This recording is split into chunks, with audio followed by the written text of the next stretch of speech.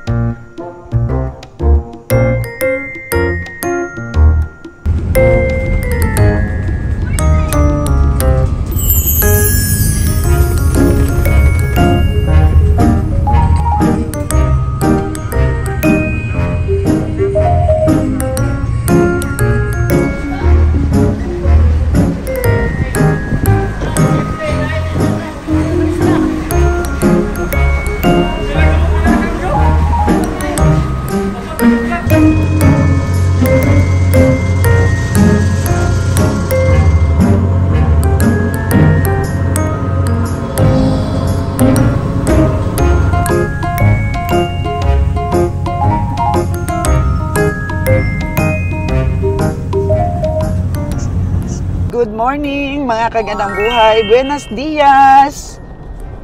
Papunta po kami ngayon sa Bantulinaw Stockyard. Ang oras po natin is 6:09. Medyo late po ang punta namin. Sana po ay maraming parada ngayon para makapamili rin kami ng marami para madali namin mapuno ang isang truck. Kasama po natin ngayon si Master Joel.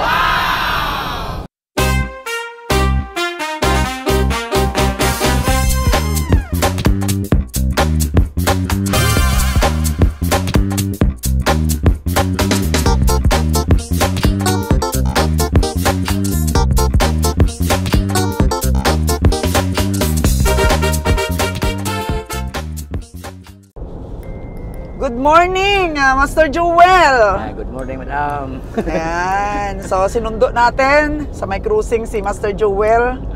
At nakahabol ako. Nakahabol ako ng pamimili dahil medyo malayo po ang Aklan eh. Oo, layo. So, masasabi ko lang, Master, dahan-dahan lang tayo sa pamimili. Sure ball natin. Sure ball gina, madam. Sure ball na giniron. Ayan. Kapoy kayo biyahe? Ayan, talagang mapagod ang biyahe kaya hindi dapat masayang yung pagod natin. So, ang estimate mo, patong mo kagad ang pamasahe, ang expenses. Ipatong na to. 7,500. Yan, kasi tumaas yung ating bayad doon sa kural. Sana makahanap tayo ng sarili nating kural dahil doon po sa pinaglalagyan natin ng hayop sa Cavite. 400 pesos, kural pa lang. Oh, no! Yun ang charge sa bawat baka natin. Medyo masakit sa bulsa, no, Master? No, sakit na gina kay kanang 500. Kadako na kay sakit na sa kuwan. 400 para sa kural, tapos 200 para sa painom. Nagpapainom ng ating mga hayop sa katay. 600 each na. 600 ay tanan na. 500 mo tato na sa una. Ngayon, 600 na, Master. Kaya dapat imamaster na talaga natin yung pamimili para maano natin, matansya natin mabuti yung ating expenses. Kasi ang dami pang feeds yung pinapakain natin eh. Daghan dyan natin, ikuhan mo. So ngayon, daghan kay baka, daghan pong feeds mo pagkaon.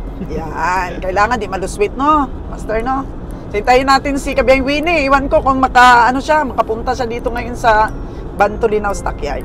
So ayan, Master, talagang imamaster na natin mamaya ang sipat. It's 6:30 mga kagandang buhay at nasiraan po kami yung pambelt namin. Hawak-hawak ni Cas. Medyo nawala ng puwersa yung aming sasakyan. Dito po kami sa Bindoy na. Dito kami sa Kupay po ng Manjuyod. Malapit na sana tayo sa Bantulinaw, no? Lapit na sana kami mga kagandang buhay. So ano na lang kaya ang sakyan natin ito? Ano na po ito, oh? Tabing dagat. Yan.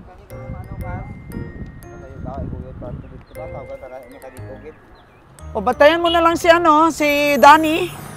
Para mahila ka ni Danny. Ayan. So, kailangan mo pa sigurong bumili ng bagong pambelt. Ayan, na parang naunas talaga, Oo, mekaniko talaga yan ang kailangan. So kami ni Master Joel at ang misis niya ay mag-abang na lang tayo ng sasakyan. Masakyan natin. Sana kayo si Danny Boy. Tawagan mo muna ka si Nunoy or si Danny, magpa-rescue tayo. Yan po. Exercise, mga lulo dito. Ayan, nakaharap sa dagat, tapos exercise. Iwanan na po muna namin dito sa talyer yung sasakyan namin para matingnan ng mekaniko. So minor lang naman daw itong sira dahil papalitan na ng pambelt. At hinihintay po namin si Danny na makasakay kami sa kanya. Yung ating 6-wheeler truck, yun na lang po ang pag-asa para makaabot pa po tayo. So 7:30 in the morning, meron na kami pong isang oras na naghihintay dito kay Danny. Very late po si Danny. Oh no! Sana makaabot pa kami. 7:30 na ba? Alas 7:30? Oo. So medyo late na talaga kami. Meron pa yan, sabi ni Master Joel. May mga baka pa daw kami masisipat nito kahit late na kami. Patuloy pa rin po paghintay natin kay Danny. Mabilis ang takbo ni Danny. Hindi na makaya. Ayan, mabilis po ang takbo ni Danny kaya hindi niya kami nakita. Sobrang pagmamadali. Ayan po, mag alas 8 na po ng umaga. Ewan, may mabili pa kami nito. Ayan o. Okay, sakay na tayo kay Danny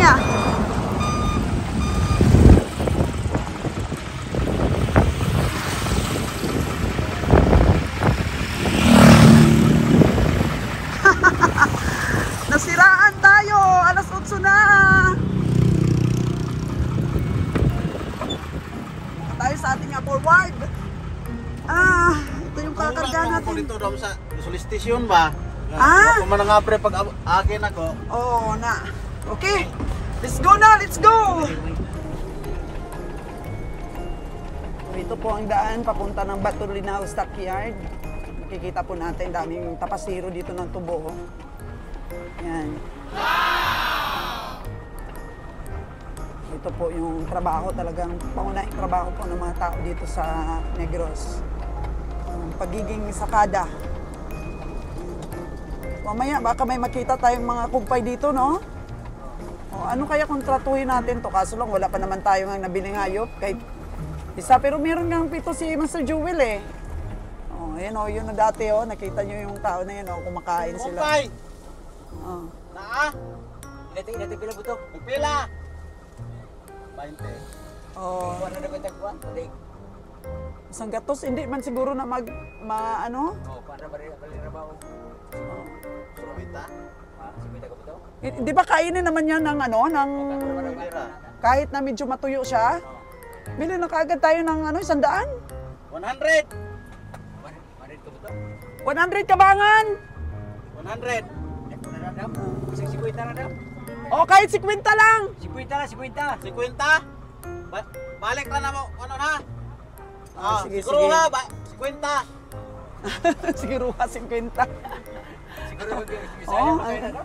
Ang ganda ng mga tubo.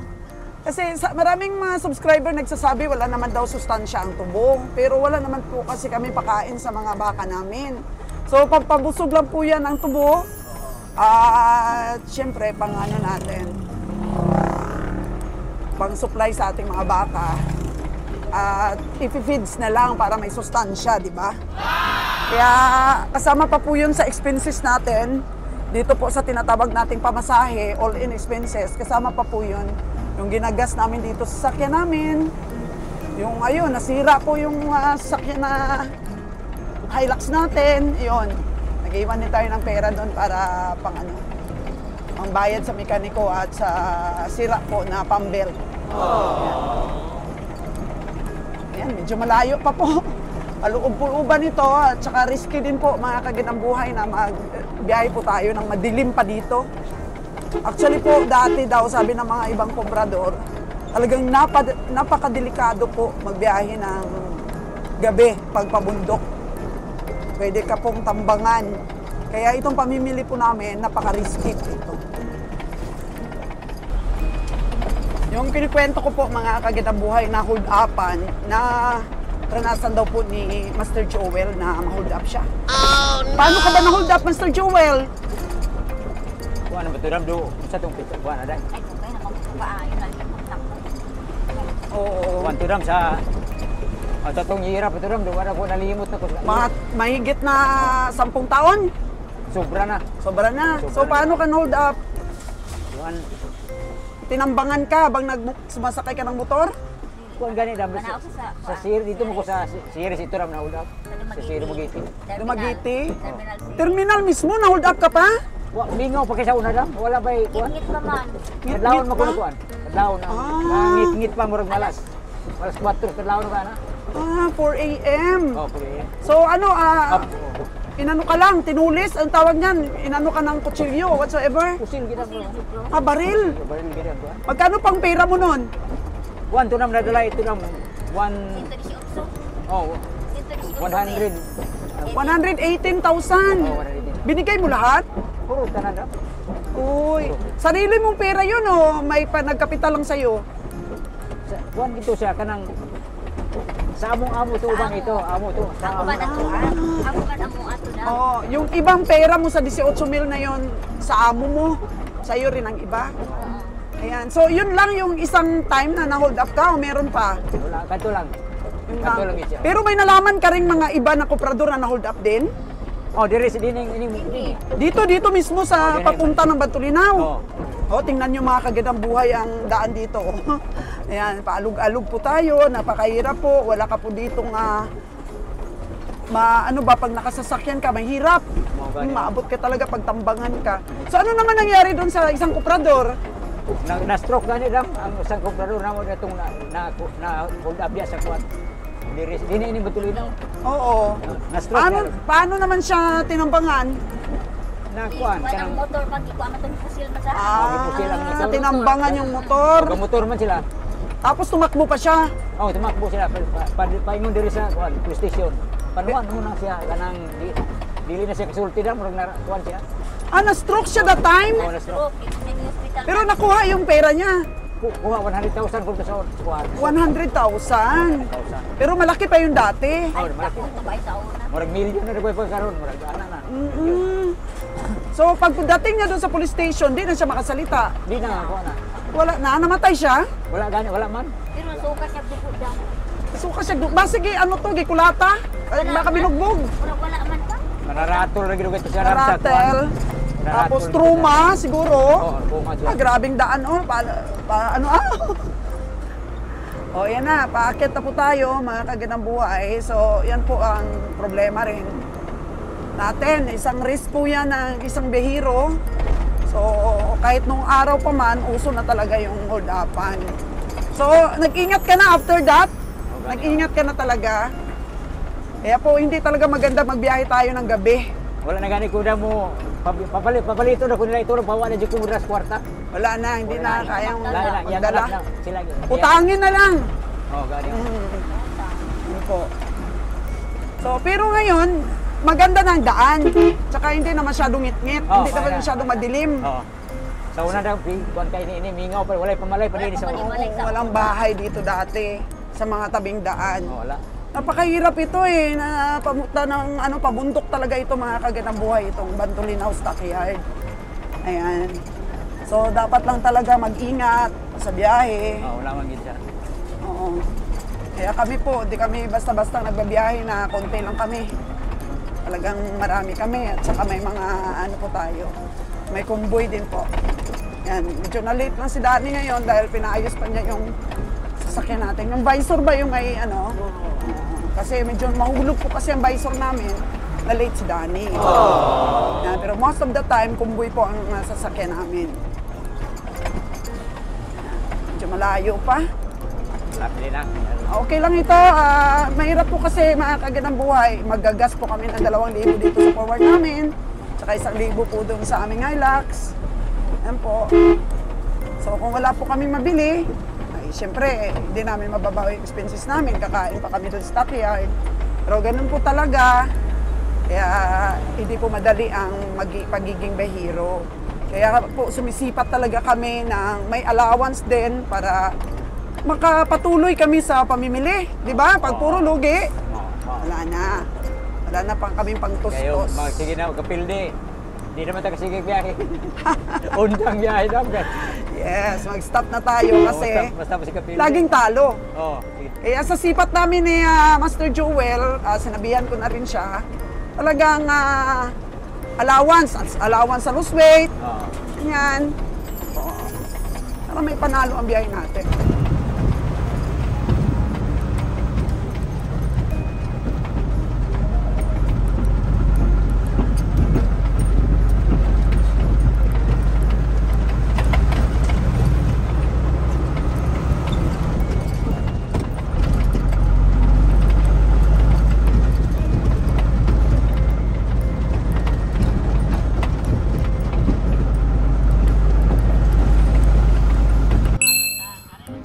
Buenos dias po mga kagandang buhay. Ayan, makapag-umpisa na po tayo ng sipat.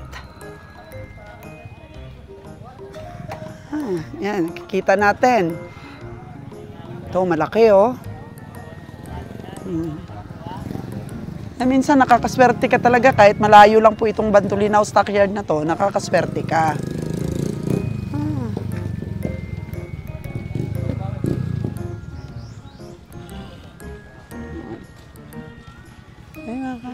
Marami nang nabili? Wala pa. Medyo mataas ang presyo pag maaga pa, no? Nasiraan kami. Sira yung sasakyan namin. Oh. Magaling talaga silang mag-alaga ng hayop mataba.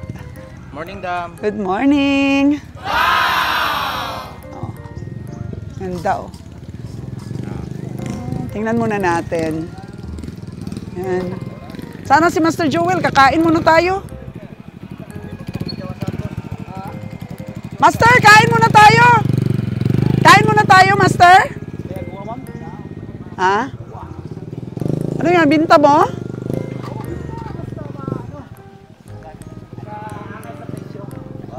Oh, magkano ba binta mo niyan? Ay, nako. Ang layo. Talayo kay Tuana. Bitan ra ko nagkuha. Layo yan. Bay, di ba pumara tayo na?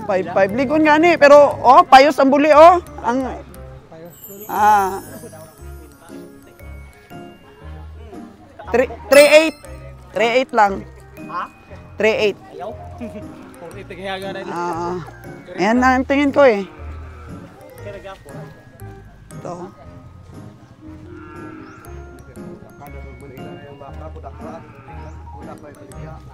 Pareho lang sila ng laki. Pero yun, medyo malaki-laki ng puwit yun, oh.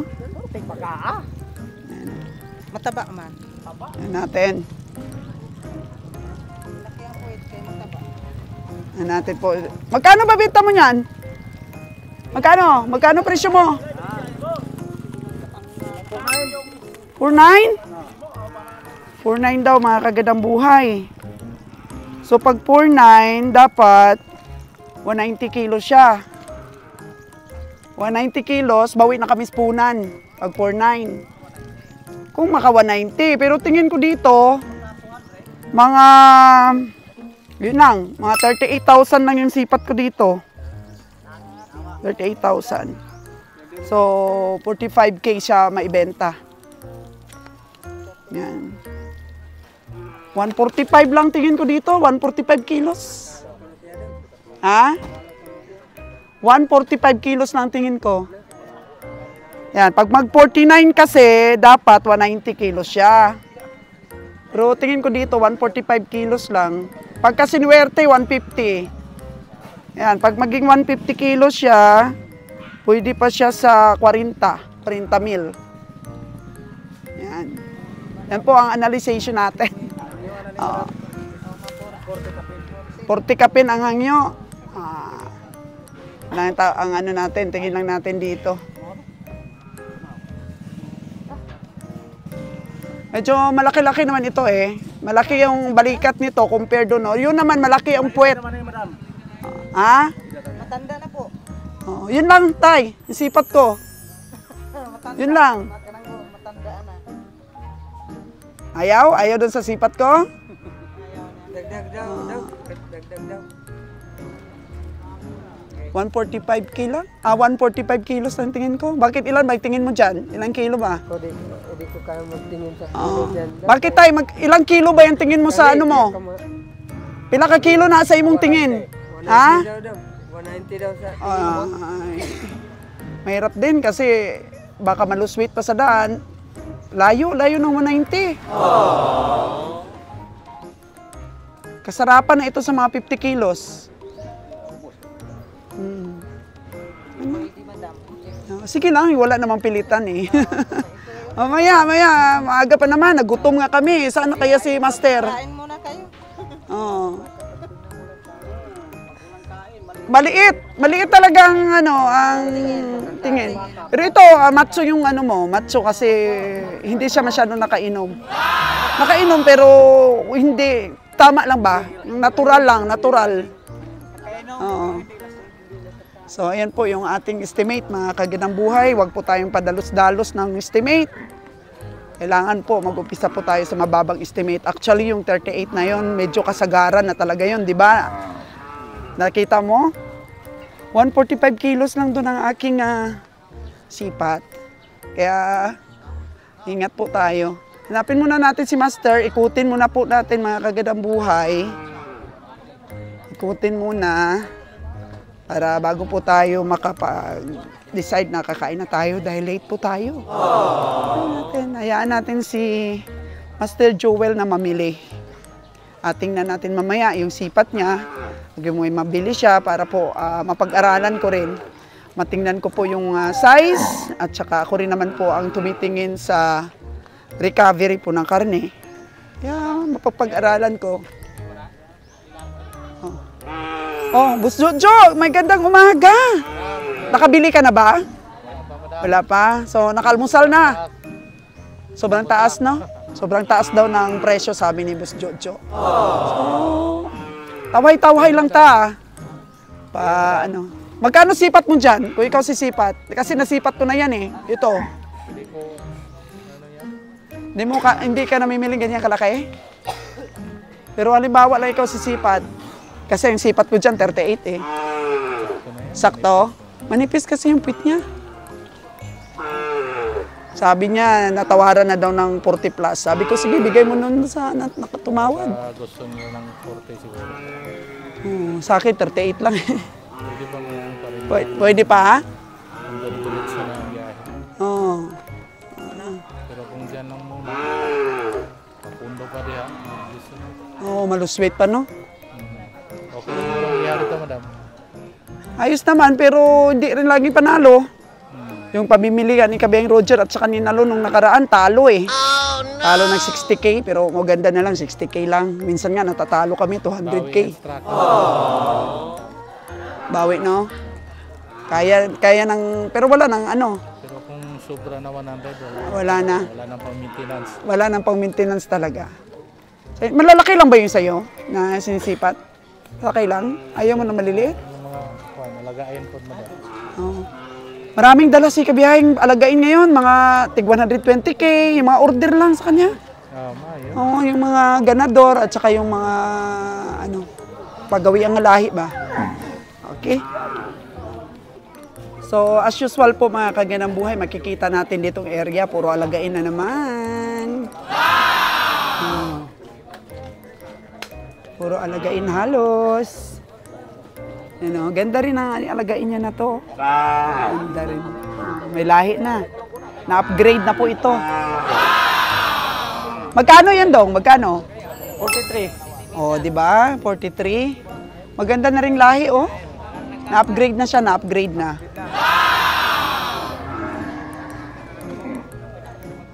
Puro alagain talaga po dito.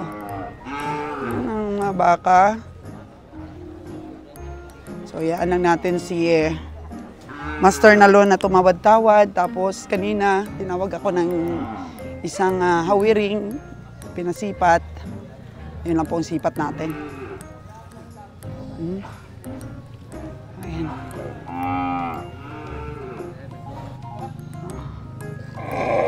same faces po yung makikita natin. Of course, dahil sila po yung naguguyod ng tali.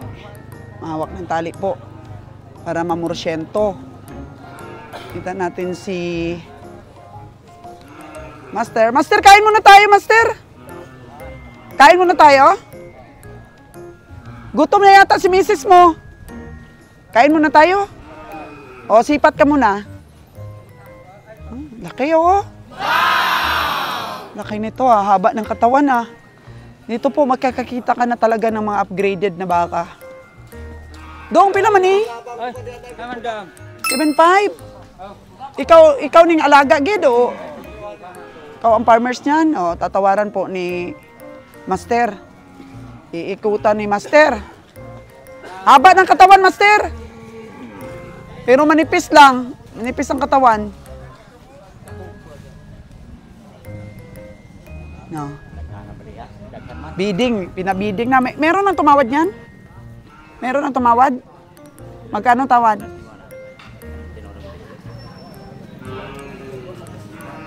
Nako. 7.5 daw o 7.4. Tawad ni Master ay 60. Talaga mahaba ang katawan po. Ano Dan? Haba katawan Dan, oh? Pero basa ang tahi po. Pero manipis. Kulang siya sa taba. Oo, kulang sa taba po. Kung medyo pumayat yung tiyan, Lord, anang Dani, pag pumayat ang tiyan nito, payat na talaga siya. I-adjust po. Yan. Ayan na. Dapat mga tama ang tawad ni Master Joel. Nasa 60K lang po ang tawad niya. So kung 60K po siya, dapat po i-plus 7,000 mo na kaagad siya. So magiging 67 siya. Dapat titimbang siya ng 225 kilos. 225 kilos. Pag maka 230 kilos siya, panalo ka. Ayan. Panalo ka talaga dito. Kung mag 230 siya, yan lang. Ano ka talaga, adjust ka po talaga sa pagsipat. Kaya minimum mo na sipat, yung pinakamababa talaga na tingin mo sa baka. Kung tumaas po ang kilo niya, yun na po ang panalo mo. Basta start ka po talaga sa pinakamababa. So, ayan po. Kasi kung 75,000 ang gusto ng farmers, 83K na siya. So, dapat mag-wait na siya talaga ng 275 para manalo ka. Oh, pero kung mabili mo lang ng 60,000, nasa 225 lang. Kung mabili mo rin ng 62,000, mga 230, ay di kung may sumobra, panalo ka na. Yan po yung calculation natin dito. Bargaining of price pa si Master Joel dito kahit wala pa kaming kain. Alas 8:30 na. So, farmers? Ayos bang tawad ni... Yeah, yan nga ang aking pinaka-volume na kanina na sabi ko pwede pa sa 6.2. Oh, ayan. sige po ka. Ayan. Yan ang ating estimate. So, hindi naman kami nag-usap ni Master Joel. Yun ang natututo na po tayong sumipat po sa mga kilo-kilo kasi pinag-aralan ko po talaga kung anong tamanyo ng baka, kung paano titimbangin. So, ito po, maximum dito, mga 235 kilos pag nakaano siya. Panalo ka talaga pag umabot ito ng 250 kilos. Kung mabili mo siya ng 62. Ayan, kung hindi umabot ng 250, 240 lang, panalo ka pa rin. Kaya doon ka pa rin mag-stick po talaga sa minimum, sa pinakamababa. Huwag ka pong mag-maximum sa pagsipat, no? Tingin lang muna, kainan muna natin. Actually, na natin, laman na natin dito kung ilan ang baka. Hello, meron kang ano, hayop? Bili lang. Bili ka? Alagain? Alagayin. Dapat kay Kabiyang Roger ka mag-order. Galing Ito, madam. Sa Batangas. Nakita mo yung mga live niya? Meron na siyang 15 na parating. So, iba-vlogs ko yon para makita ninyo. Para makita ninyo kung anong itsura ng mga... pila po diyan, madam. 60 anak. Meron. Kay Jigger nga, ganun ang range. Oo. Bayi mo to yan, no? Doon bayi kag isang laki, pero mahal-mahal yung laki niya. Sino glanda sa vlog? Oo, pero maganda kasi dong palahian. Makabili ka ng isang bisis, palahian mo na. Hybrid kasi, di pure yung dala niya eh. At saka may crossbreed rin siyang dala. Kaganda daw kasi yung Brahman, tapos Indo-Brazil. Parang ang ganda daw talaga kasi ang Indo-Brazil daw kasi medyo mataas. Pero manipis, oo, malalaking tenga. Pero ang Brahma naman, yun ang pang meat quality. Makakapal din ang laman. Mabibigat ang Brahman. So maganda daw ang crossbreed nun. Kano sa mabot ng kang kuan? Mamayang gabi pa lang sila. Mamayang gabi pa lang sila aalis dun sa Batangas. So bilang tayo mga 5 days, dito na yun kasi pahinga-hinga pa natin. Tapos i-vlogs ko para makita din nating mga subscriber. Ayan, kasi kung bibili ka talaga, oo. Brazil, kita po atong At saka ang bilis lumaki. Kasi 'di ba? 'Di ba nagpipids ka rin? Nagpipids ka rin. Tapos mahina lumaki yung mabili mo dito. Nagpipids ka pa rin. Di doon ka na sa malahi. Oo. Kasi sulit. Nagpipids ka lang. babae. Babae talaga kasi lalaki din kung meron ka dito mga hybrid na babae, pwede ring lalaki ang ang bilhin mo. Tapos lahat dito nang magpapakasta, sisingilin mo sila kasi may lalaki ka, pang negosyo ba? 5,000 siguro. Oo. Yun talaga yung sabi ng ibang subscriber, bibili sila ng lalaki kasi yung babae kasi marami na dito medyo naka-upgrade na ng konti. Tutubo ka bawat kasta. Gawin mong ganador. 'Di ba? Pagbinta, dakong ginansya. Oo, malaking tubo. Ayan kasi tingnan mo yung mga alagain dyan. Isa lang yung nakita ko medyo maganda-ganda yung puti doon pero 43K na. Oo. Pero yung doon sa kay Kabiyang Roger mga 60, malaki pa doon. Parang pareho rin ang presyo. Kasi dito mahal na ang presyo nang medyo makita nilang maganda. 'Di ba? Yan, yung ganyan. Ito yun yata yun. Yung puti na yun. Maganda rin yan dong. Ano yan, lalaki? Hybrid na yun. Uso na talaga yan. Ang alagain. Mga kuings nalon? Wala, nandun siya nagpakatay. Oo. Madam. Oo.